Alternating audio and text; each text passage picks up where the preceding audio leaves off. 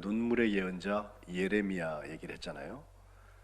주보에 설교 요약을 해놓았는데, 예레미야가 임박한 심판, 곧 바벨론을 통하여서 우리나라가 망한다, 그게 오히려 하나님께서 우리가 가야 될 길로 제시하신 길이다라고 나라의 멸망을 예언했고 또 그것을 체험했다고 한다면, 오늘 우리가 같은 시대에 살았던 사람이지만 나이는 좀 더 어렸던 것으로 보이는데, 이 에스겔이라고 하는 선지를 통해서는 유다의 멸망뿐만 아니라 하나님께서 나중에 다시 회복시키신다는 회복에 대한 메시지가 강하게 들어있는 것을 볼 수가 있습니다.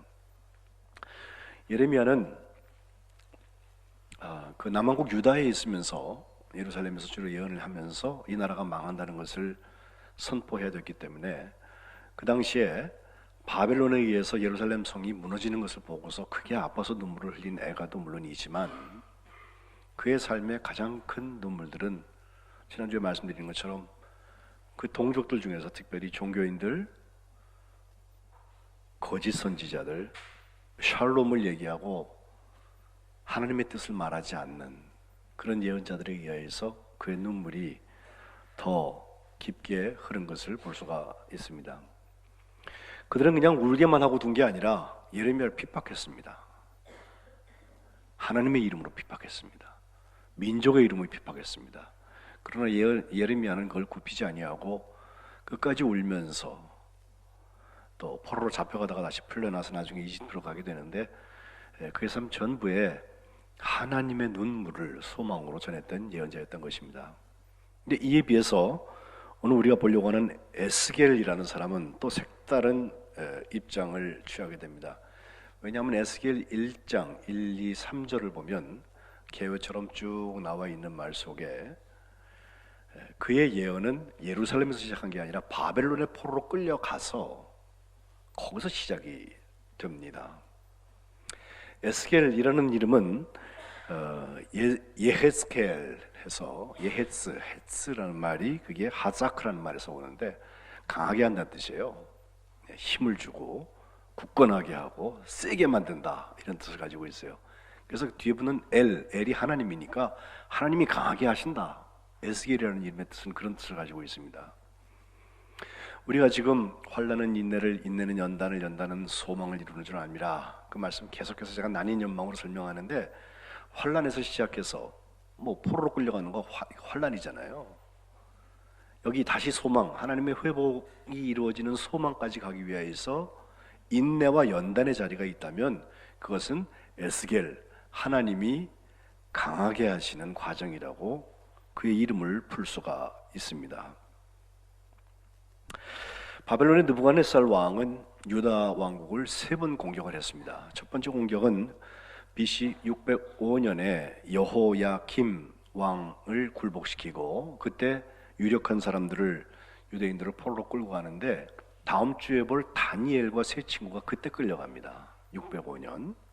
그리고 나서 한 8년 더 지나서 597년에 2차 공격을 하게 되는데, 그때 여호야긴이라는 왕과 그의 어머니와 그의 고관들과 굉장히 많은 사람들이 다 또 붙들려서 포로로 가는데, 에스겔은 이 2차 공격 때 또 포로로 잡혀갑니다. 이것을 에스겔 1장 1절에 보면 30째 해 넷째 달 초 닷새로 시작을 합니다. 이 30째 30년 4월 5일이 뭐냐라는 그 해석을 다들 붙이는데, 그냥 일반적으로 볼 때는 에스겔의 나이였을 거다라고 봅니다. 에스겔이 30세 4개월 5일 되었을 때에 에스겔 스스로 그발강가 사로잡힌 자 중에 있을 때라고 시점을 명시하거든요.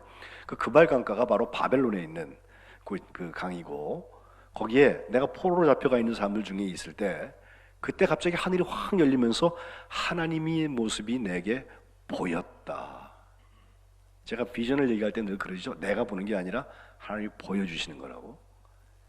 소망은 내가 조작하고 내가 꿈꾸고 이만하니까 된 거야 라고 탄탄하게 쌓아가서 만들어가는 바벨탑이 아니라 하나님이 보여주시는 거예요. 하늘문을 여시면서 하나님의 모습이 보여지는 거예요.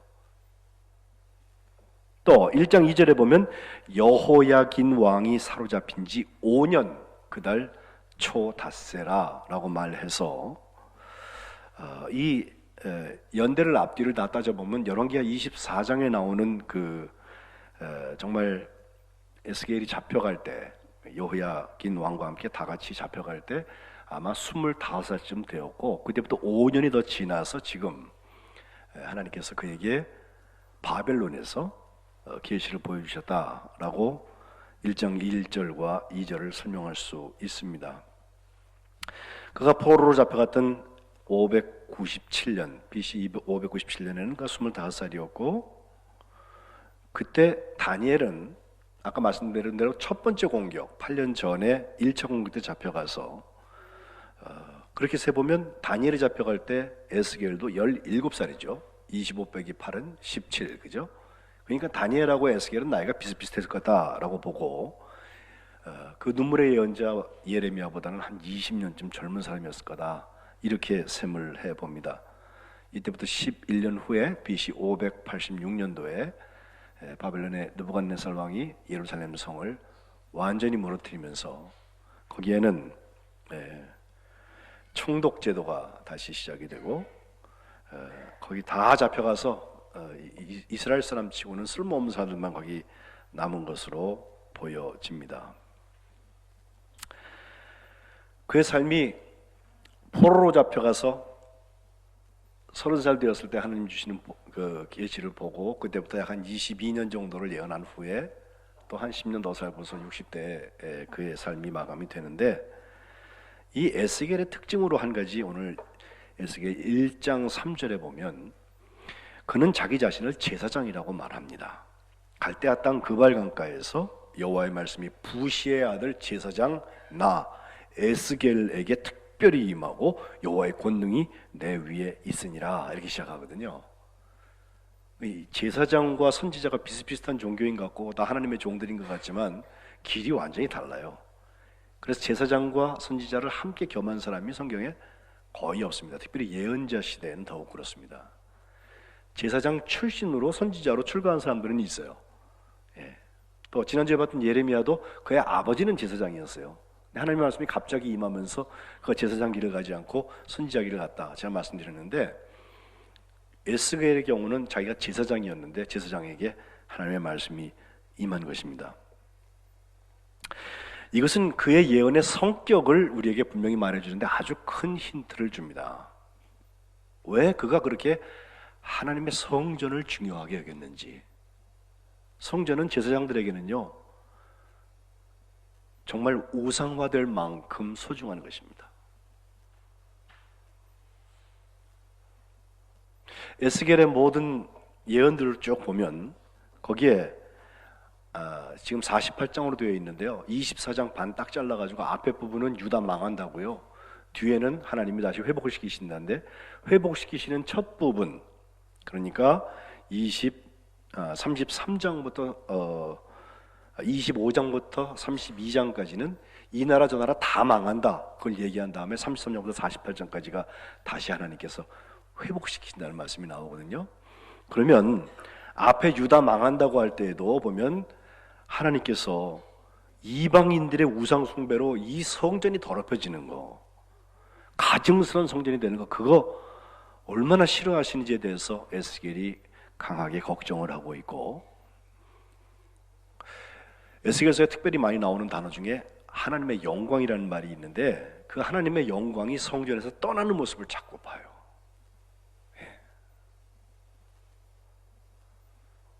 요즘에 인터넷에 뭐 단체로 다 등록되어 있는 건 아니라 할지라도 무슨 이상한 영상들을 자꾸 올려가지고서 사람들이 기성교회에서는 하나님의 영광이 다 떠났다 이렇게 말하는 사람들이 있어요.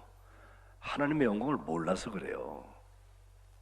그게 수량화되지 않고 계량화되지 않는다고 그래서 자기가 떠났다 그러면 떠난 게 아니에요. 에스겔을 통해서 중요한 힌트를 우리가 얻을 수가 있습니다. 뿐만 아니라 에스겔 40장부터 42장까지 보면요, 3줄과 측량하는 장대 가지고서 문에 선 사람이 새로 지어질 성전, 지금 무너진 거 다 알고 있어요. 그걸 어떻게 지으라고 동쪽 문에서는 어떻게, 서쪽 문에서는 어떻게 쭉 설명을 하면서 그 측량된 설계도 같은 거를 분명히 다 얘기해 주고 있고, 에스겔에 나오는 우리가 잘 기억하는 큰 두 가지 환상이 있잖아요.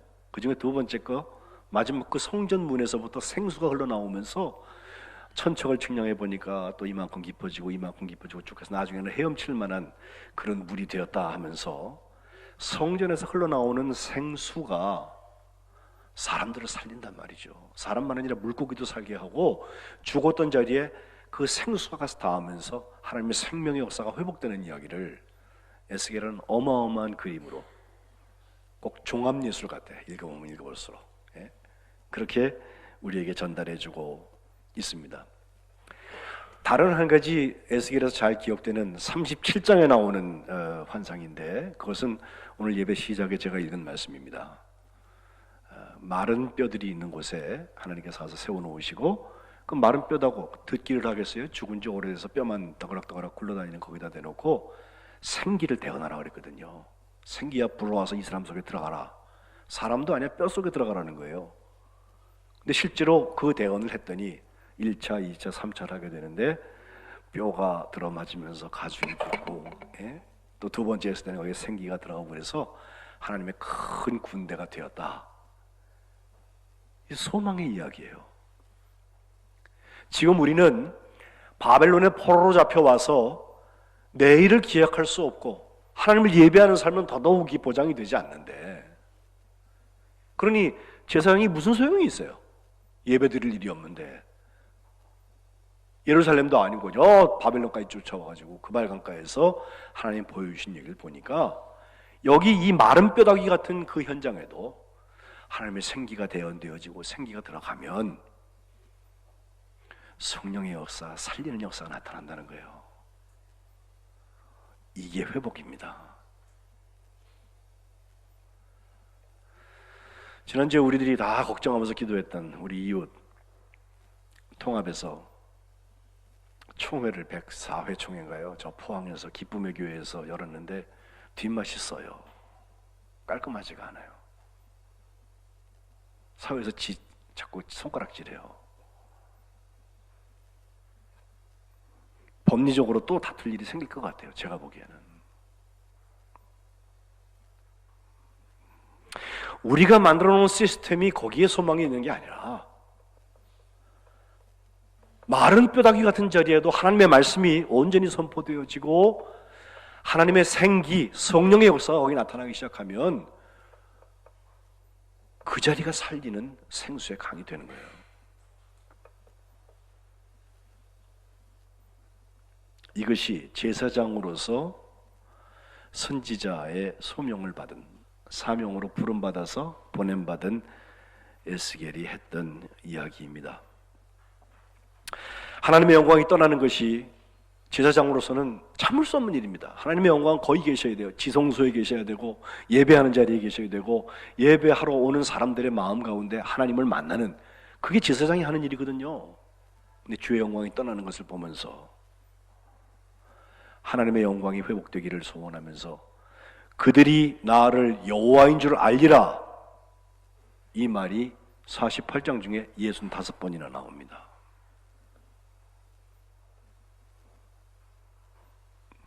오늘 본문 에스겔 11장에 있는 말씀을 제가 택한 것은, 유다가 망한다고 하는 이야기가 진행되고 있는 중에 망하고 끝나는 게 아니라 이미 하나님의 회복의 씨앗을 거기에 얘기하고 있기 때문에 거기에 진짜 소망들이 들어있어요.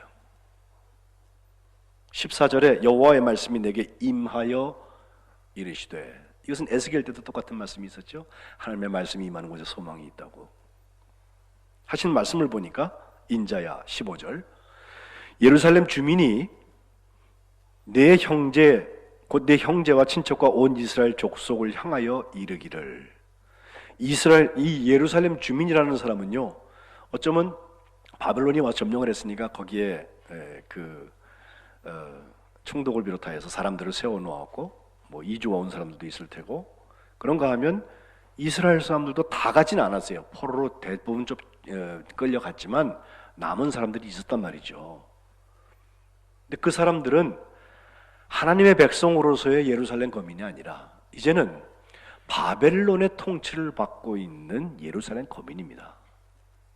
그러다 보니까 그 예루살렘 주민들이 지금 포로로 잡혀가 있는 내 형제들, 친척들, 이스라엘 족속들을 향해서 하는 말이 너희는 여호와에게서 멀리 떠나라. 예루살렘에서 멀리 떠나라. 이 땅은 우리에게 주어서 기업이 되게 하신 것이다. 이렇게 말한다는 거예요. 비아냥거리는 말이죠. 그리고 포로로 잡혀가 있는 사람들을 향하여서 염장 긁는 얘기예요. 종교적인 정죄를 했을지도 몰라요. 저 사람들은 죄를 많이 졌기 때문에 하나님께서 데리고 갔었고 우리는 죄를 안 졌기 때문에 우리 집에 그냥 놔두셨다고 생각할지도 몰라요. 그러나 바벨론에 끌려간 사람들 중에도 아까 말씀드린 것처럼 1차 공국 때 끌려갔던 다니엘과 세 친구 같은 사람들은 의인 중에 의인이죠. 어려서 가가지고도 하나님을 믿는 믿음을 잘 지켰죠. 다음 주에 그건 보겠습니다. 또 반대로 끌려가지 않은 사람들 중에도 하나님 보시기에 아주 가증하고 패역한 사람들도 얼마든지 있었습니다. 아니 이스라엘 사람들 중에는 수준이 낮은 사람을 거기 남겨놓게 돼 있어요. 그런데 이런 말에 대해서 16절에 보면 에스겔의 입에 하나님께서 말씀을 담아주시기를 주 여호와의 말씀에 내가 비록 그들을 멀리 이방인 가운데로 쫓아내서 여러 나라에 흩어놓았지만 디아스포라 그들이 도달한 그 나라들에서 내가 잠깐 그들에게 성소가 되겠다. 하나님이 그렇게 말씀하셨다는 거예요. 그러니까 제사장인 에스겔에게 예루살렘 성전, 하나님을 예배하는 그 건물도 중요하고 자리도 중요하고 이건 그들의 시오니즘이라고 해서 마지막 자존심이에요. 다윗성을 회복하는 일이 그들에게는 삶의 목표예요. 그런데 그 성소 말고 잠깐 그들에게 성소가 되어주시는 분이 계시단 말이죠. 하나님을 예배하는 것은 이 산에서 저 산에서 이 건물에서 저 건물에서가 아닙니다. 주님과 동행하는 그 자리, 거기가 하나님께 예배하는 자리예요. 야곱이 형이 자기를 죽이려고 그러니까 도망을 가기 시작했는데 하란 땅을 향해서 자기 삼촌을 향해서 가면서 첫날 그냥 얼마나 마음이 불안하고 철학했는지 길에서 돌베개 베고 잠을 자다가 하나님의 환상을 보잖아요. 야곱 얘기할 때 제가 여러분께 말씀드렸어요. 그러고 깨가지고요 자기가 베던 그 돌에다가 기름을 붓고서 하는 말이 그거예요. 여기가 하나님의 집이라고. 내 고향 아브라함과 이삭 나의 아버지와 나의 할아버지가 계셨던 그곳 거기가 하나님의 집이 아니라 여기 하나님께서 내 비전을 보여주시고 나와 함께 하시는 소망의 길 그리고 약속해 주신 그 자리 내가 어디로 가든지 내가 너와 함께 하겠고 널 내가 돌아오게 한다. 창세기 28장 하나님이 함께하는 그곳이 성소입니다.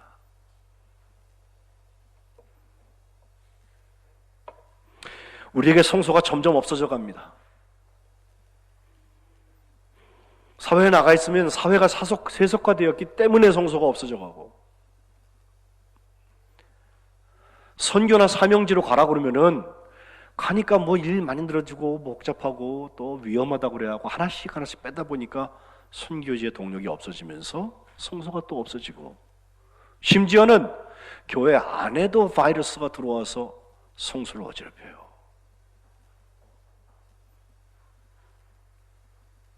차라리 포로로 잡혀가 있을지언정 디아스포라로 여기저기 하나님께서 흩어놓으셨지만 그들이 도달한 그 나라들에서 내가 잠깐 그들에게 성소가 되겠다. 이 말씀에 우리가 아멘할 수 있어야 합니다. 이것이 아멘 되는 사람은 주일날 이 자리에서 예배 지키는 거 정말 소중히 여깁니다.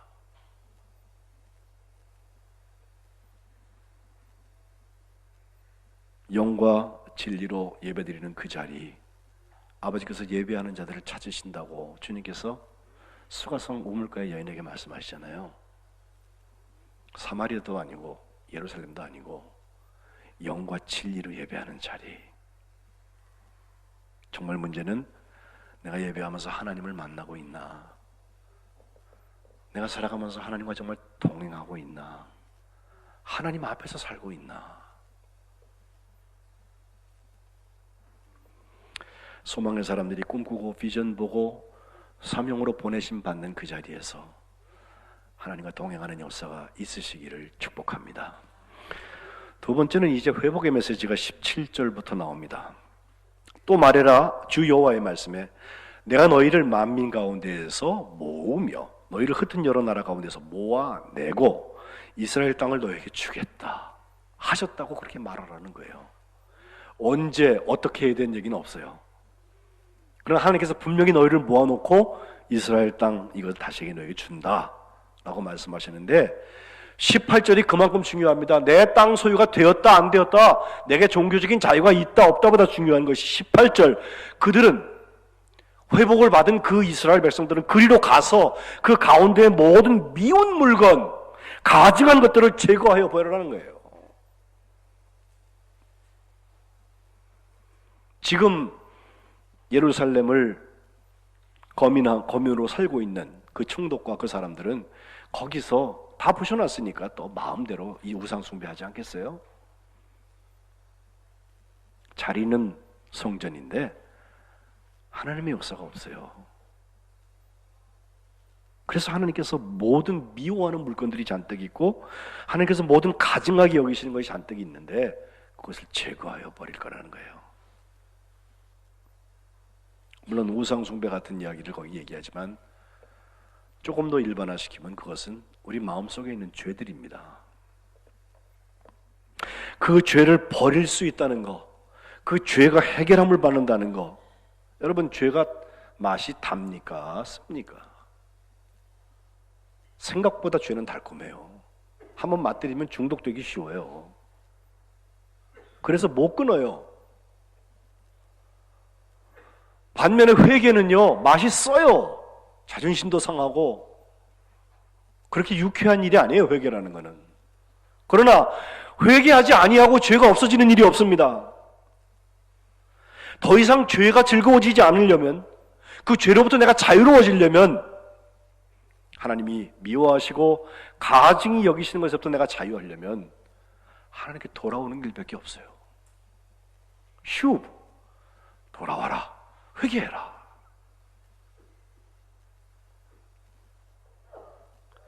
죄를 합리화하려고 자꾸 만지면요, 죄가 더 커집니다. 내가 처방과 정답을 다 갖고 있고 그리고 하나님께서 그것을 인정해 주기를 바라고 있는 마음속에는 회개의 회도 시작도 안 되는 거예요. 우상을 버리고 돌아오라고 부르시는 아버지의 마음, 그 회개가 우리에게 소망이 되는 것은 거기에 하나님이 용서하시는 은혜가 있기 때문에 그래요.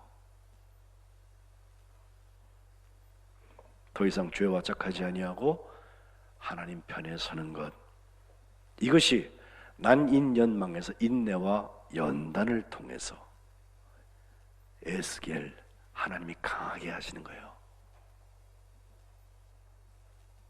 사실 일부러 할 일은 아닌데 망해가지고서는 저 나라에 포로로 끌려갔어요.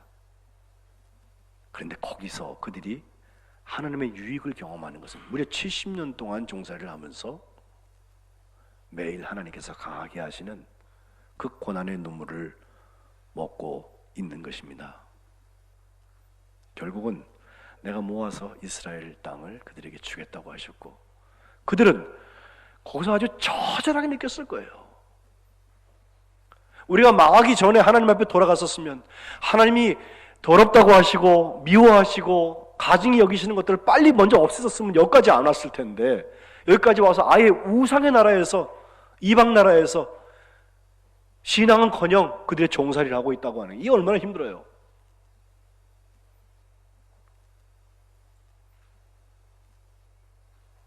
그러나 그것이 그들을 강하게 만드는 길입니다. 회개하는 사람들에게는 19절에 보면 내가 그들에게 한 마음을 주겠다. 그 속에 새로운 영을 주겠다. 그 몸에서 돌 같은 마음을 제거하고 살처럼, 우리 살갗처럼 부드러운 마음을 주겠단 말이에요. 하나님께서 강하게 하신다고 그러니까요, 무슨 슈퍼맨이 되는 줄 알아요. 아닙니다. 오히려 딱딱했던 마음이 다 버려지고 살갗처럼 부드러운 마음으로 바뀌는 거예요. 그게 한 마음과 새 영을 주시는 그 자리입니다. 그리고 이것은 20절에 보면 일종의 영적 권세와 같은 일로 나타나는데, 내 규례를 따르며 내 규례를 지켜 행하게 할 것이다. 그들이 바로 내 백성이 되고 나는 그들의 하나님이 된다는 거예요. 제가 설교를 해보면 하나님이 나의 하나님이고 나는 하나님의 백성, 그냥 말만 들어도 좋지 않아요?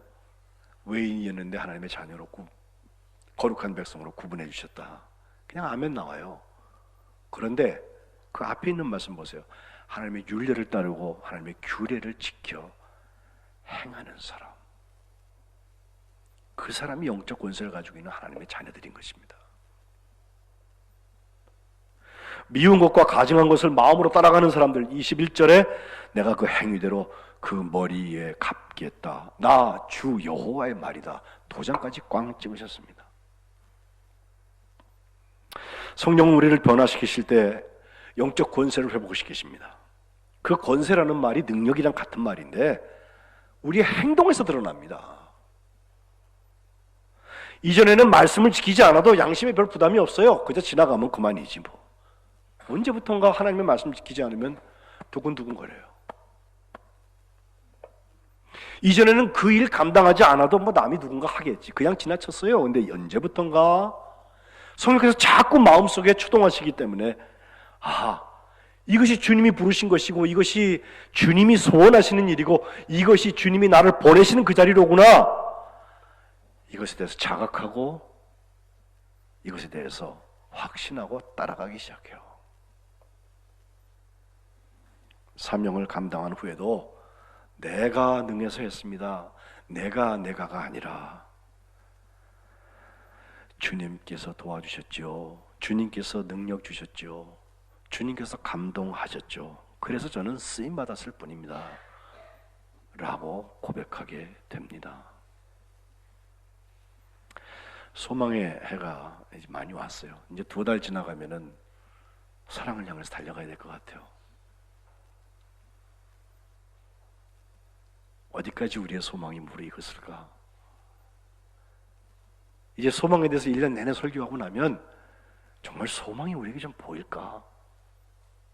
하나님의 꿈이 나의 삶의 그림처럼, 에스겔이 본 것처럼 말이에요. 또 하나님께서 보여주신 일들이 우리에게 정말 나의 삶의 좌우명처럼, 그리고 하나님 너 저리 가, 누가 우리를 위해서 갈고 제가 여기 있나이다 저를 보내소서. 이사야는 그렇게 대답했잖아요. 오늘 여호와의 영광이 환상이 다 떠난 후에 맨 마지막 25절에 보면 그 말을 한 다음에 사로잡힌 자에게 여호와께서 내게 보이신 모든 일을 말했다고 그랬어요. 더할 것도 없고 뺄 것도 없어요.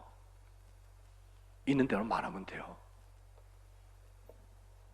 사명이니까. 한 사람이 그렇게 변화되면 생각보다 많은 사람들이 변화됩니다. 그런데 한 사람이 변화되지 않으면 변화되지 않은 수준에서 평준화가 일어나요. 그래도 괜찮은 것 같아. 저 사람도 그런데 뭐 이러면서. 에스겔의 환상들을 기억하십시오. 에스겔의 소망을 기억하십시오. 하나님께서 우리 성민교회 거룩한 백성들에게 거룩한 영을 주셔서 정말 주님과 함께 하나님의 승리를 체험하는 하늘 백성들 다 되시기를 주님의 이름으로 축복합니다. 기도하겠습니다.